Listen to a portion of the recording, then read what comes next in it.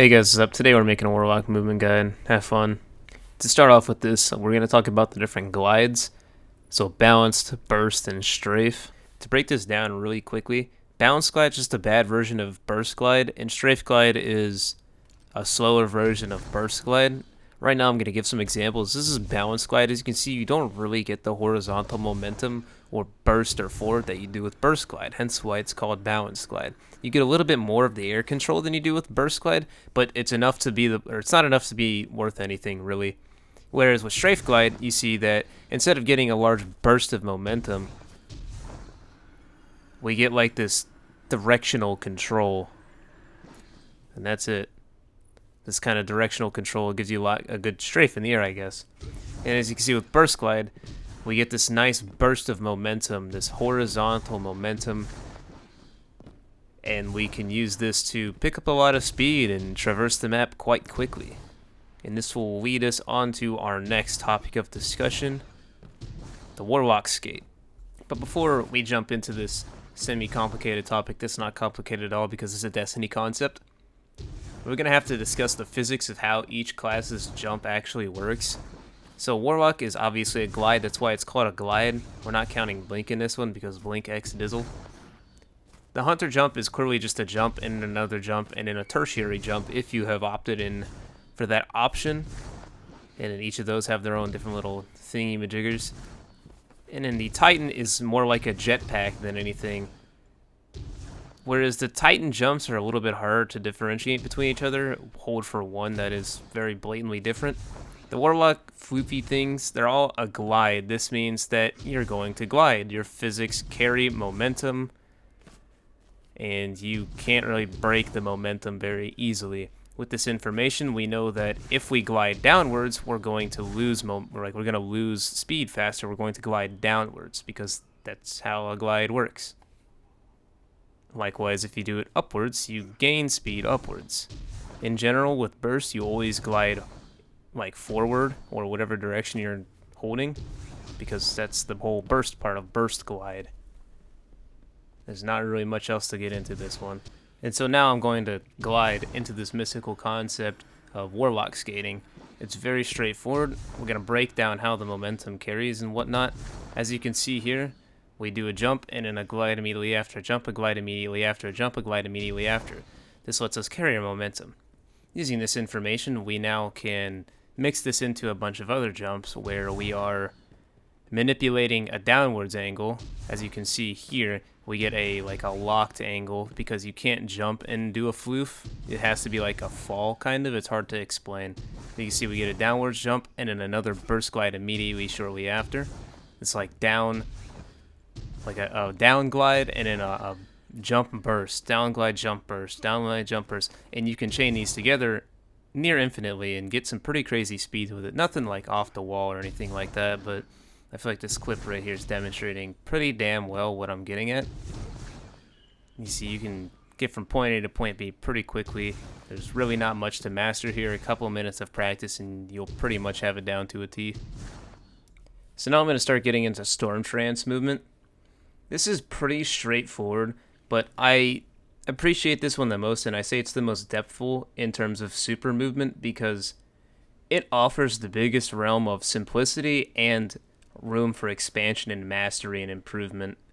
By that I mean we're mixing in glides and blinks and momentum breaks and horizontal and directional movement, and it's just this very nice piece of artwork that culminates together in a shocking sense. So when I start moving around here, you can see that it looks like I'm floating. You're actually just walking. You just have very, very, very increased movement speed for all intents and purposes. You glide just the same as you would as a normal Guardian out of their super. You're just a little bit faster because you go faster in your super for some reason. Something about power fantasy and wanting to feel powerful. I don't know. I digress. So I'm going to use this convenient pause in gameplay while I wait for my super to recharge to break down what I'm about to get into. So from this point on, I'm going to start getting a little bit more advanced. And to start off with this, we're going to talk about the physics of Ionic Blink. Ionic Blink functions very similarly, if not congruently, to the Voidwalker's blink ability, and that is, well, I'm not going to break it down here. You can just watch the Voidwalker section of this guide, but you can see it functions pretty much one-to-one, except for you just don't have any air momentum. It's pretty much a ground blink. What I did there just now is called a blink launch, and I'll explain how to do this. It's very, very straightforward, and within a couple minutes of practice, you will have a 100% success rate with it. As our next super comes up, we're going to give you an easy button combination: jump, glide, blink, glide, and pretty rapid succession.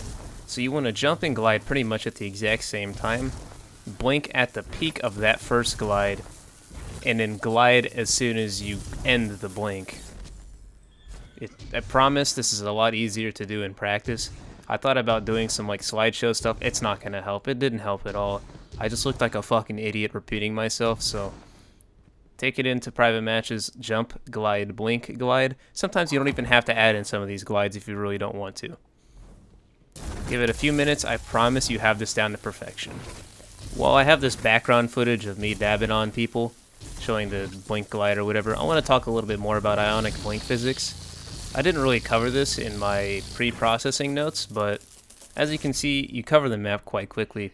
At the beginning of this clip, you saw me do something that was a non-elevated blink where I didn't get or lose any elevation. The glide and the blink function similarly enough in which they carry momentum. So that means if you launch yourself off of a set of stairs, you carry that momentum when you blink, and you can use this to like launch yourself forward at crazy, crazy, crazy speeds, like pre-nerf Dawnblade speeds. And you can also use this to do like a, I don't even know what to call it. It's like blink storage. I'll play the clip here that I don't know how it works, and I don't know how to explain it, so I just know how to do it. This is pretty much near pointless, and my only piece of advice here is the fact that something causes your last location pre-blink to be stored, and it gives you this little effect. You can do this multiple times, like more than 2 in a row. I do not know how to do it, and I don't really know a purpose where it's 100% effective. So I'm going to use this last bit of time to cover the final parts of Storm Trance. And I'm going to talk about this cool technique called momentum breaking. I'm coining that term here.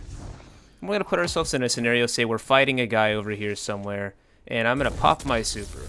I'm going to blink over to the side, maybe dodge a sniper shot, blink forward, blink again, and then I see a guy come out of the cubby, and you notice how I broke my momentum by using the attack there, and I'm chaining my momentum by attacking with the Storm Trance a lot there. This uses a bit of your Storm Trance, but this also translates to more kills on average based on zero mathematics that I've done at all.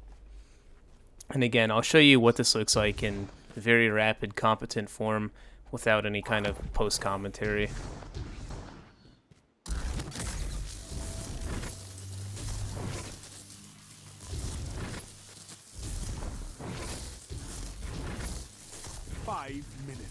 Plenty of time to fight. Oh yeah, and something to know is you want to blink out of the super like that because it lets you carry the momentum.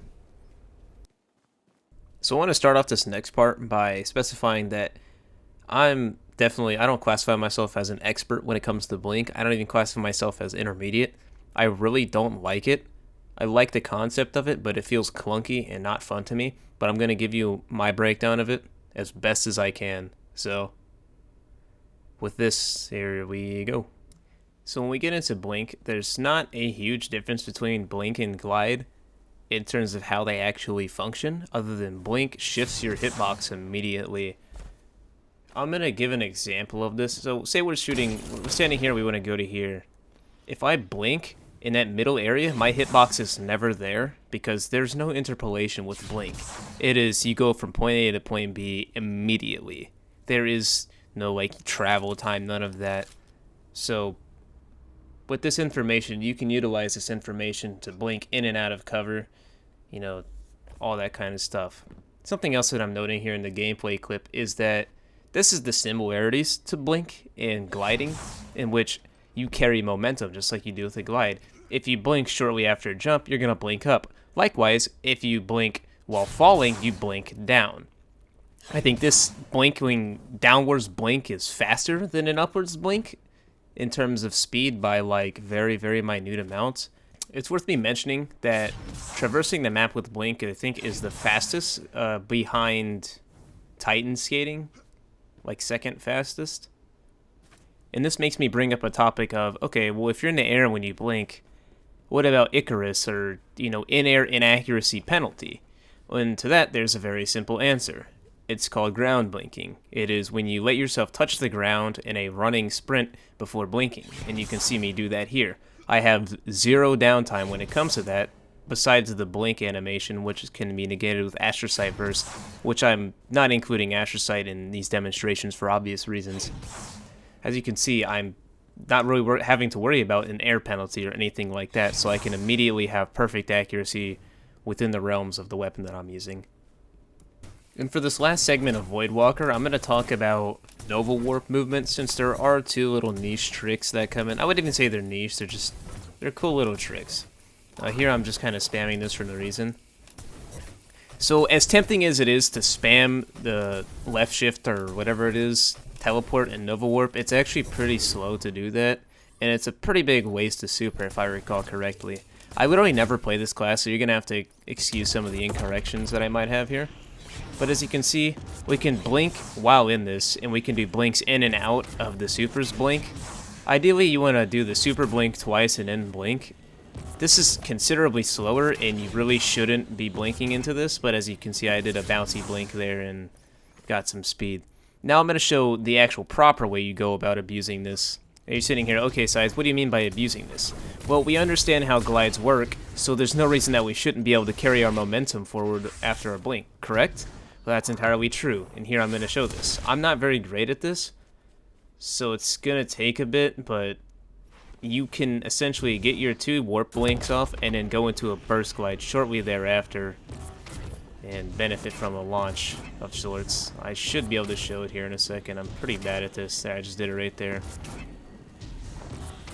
And right there. As you notice, you go quite a bit faster. You can cover crazy, crazy, crazy amounts of ground in a very short amount of times once you've mastered this. I'll show a clip where I don't completely fuck it up.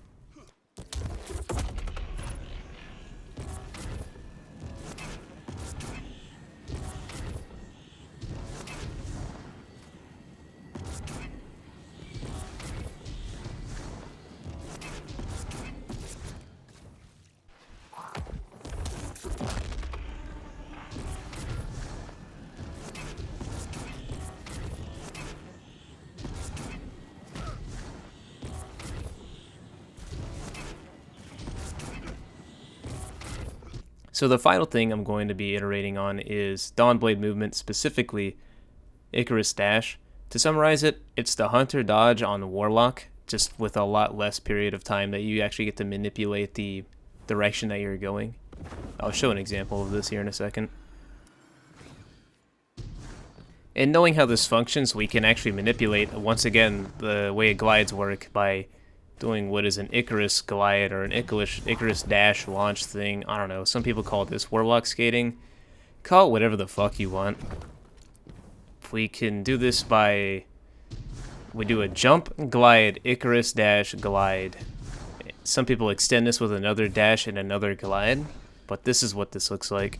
I'm honestly not a huge fan of how clunky this movement tends to feel. So here's my best attempt at this, honestly, or maybe one of them to show like a realistic scenario. Say you're spawning on this side in comp. You can cover a lot of ground really quick and set up a sniper angle.